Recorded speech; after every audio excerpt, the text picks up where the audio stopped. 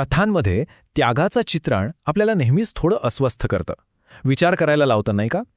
पण कधी विचार केलाय असं नक्की का होतं? चला आज आपण हेच उलगडून पाहूया की त्याग हे स्टोरी टेलिंगचं इतकं शक्तिशाली आणि कधी न संपणारं साधन का आहे. हाच तो मूळ प्रश्न आहे. जेव्हा एखादं पात्र स्वतःच्या अस्तित्वापेक्षा मोठ्या गोष्टीसाठी स्वतःला वाहून घेतं, तेव्हा आपल्या मनात नेमकं काय होतं? या प्रश्नाच्या उत्तरातच ना कथाकथनाचं एक मोठं गुपित लपलेलं आहे. बरं, सगळ्यात आधी एक कॉन्सेप्ट समजून घेऊया. त्यागाला फक्त एक ॲक्शन म्हणून बघू नका.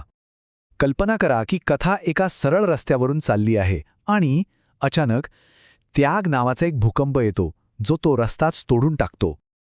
हा तो क्षण आहे जिथे लॉजिक संपतं आणि गोष्ट एका अनपेक्षित, खूप खोल पातळीवर पोचते. प्रत्येक त्यागाच्या मुळाशी एक जबरदस्त संघर्ष असतो.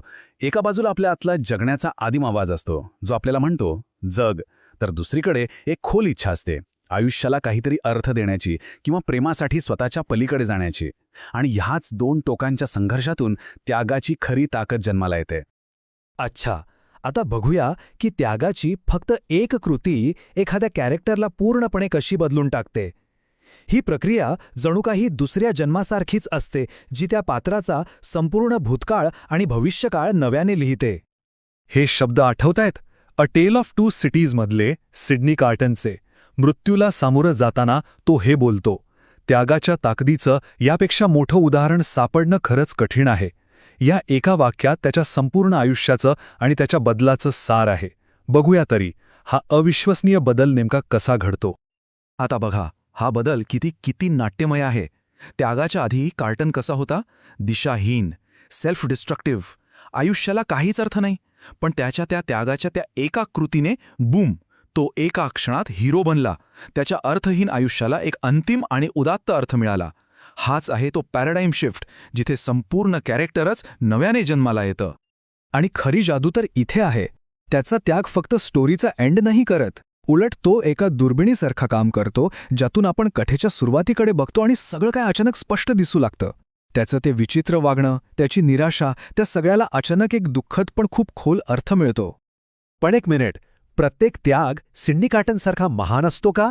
अजिबात नाही. चला आता त्यागाचे काही वेगळेच रंग बघूया, ज्यात बंडखोरी आहे, बळी आहे आणि अगदी निरर्थकतासुद्धा आहे. इथे आपल्याला त्यागाचे 3 वेगवेगळे चेहरे दिसतात. एकीकडे आहे प्रोमेथियस, ज्याने देवांविरुद्ध बंड करून माणसांसाठी अग्नी आणला. हा होता विद्रोह. दुसरीकडे आहे इफिजेनिया, जिला तिच्याच वडिलांनी युद्धासाठी बळी दिलं. तिचा त्याग म्हणजे सत्तेचा खेळात वापरलेलं एक प्यादं. आणि मग येतात काफकाची पात्र, ज्यांचा त्याग इतका निरर्थक असतो की त्याने काहीच फरक पडत नाही. त्यामुळे एक गोष्ट पक्की लक्षात ठेवली पाहिजे, त्याग म्हणजे नेहमीच शहाणपण किंवा मोठेपणा नसतो. रोमिओ आणि ज्युलिएटचं काय?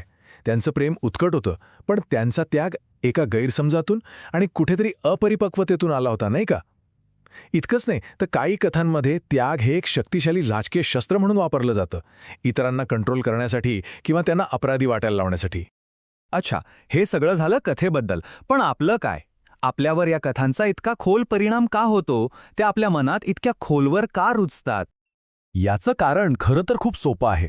त्या कथेला पुढे काय होणार याच्या पलीकडे नेतो आणि हे सगळं का घडतंय यावर विचार करायला भाग पाडतो. म्हणजे गोष्ट फक्त घटनांची एक मालिका राहत नाही, तर ती एका नैतिक आणि फिलॉसॉफिकल मैदानात उतरते. आणि मग आपल्या मनात हे मोठे प्रश्न उभे राहतात. या प्रश्नांची उत्तरं सोपी नाहीत, अजिबात नाहीत. त्याग आपल्याला आरसा दाखवतो, आपल्याच मूल्यांना, आपल्याच विश्वासांना चॅलेंज करतो. आणि म्हणूनच या कथा इतक्या महत्त्वाच्या वाटतात. पण या सगळ्याच्या मुळाशी एकच गोष्ट आहे. त्यागाची ताकद येते कुठून? तर ती येते आपल्या सगळ्यात बेसिक इन्स्टिंक्टला, जगण्याच्या इच्छेला थेट आव्हान देण्यामधून. जेव्हा एखादं कॅरेक्टर स्वतःच्या इच्छेनं मृत्यूला कवटाळतं, तेव्हा आपण थक्क होतो. का? कारण ते निसर्गाच्या सगळ्यात मोठ्या नियमालाच तोडत असतं. तर मग आपण कुठे येऊन पोचतो? त्याग हा तो पॉइंट आहे जिथे एक साधी मानवी गोष्ट एका मिथकाचा, एका लेजेंडचा दर्जा गाठते. हो, हे वाक्य खरं तर या सगळ्या चर्चेचं सार आहे. त्यागाच्या त्या एका क्षणात एक सामान्य माणूस त्याच्या मानवी मर्यादांच्या पलीकडे जातो आणि एका दंतकथेचा भाग बनतो. तो क्षण त्याला अमर करून जातो. मग या कथांमधून आपण शिकायचंय काय?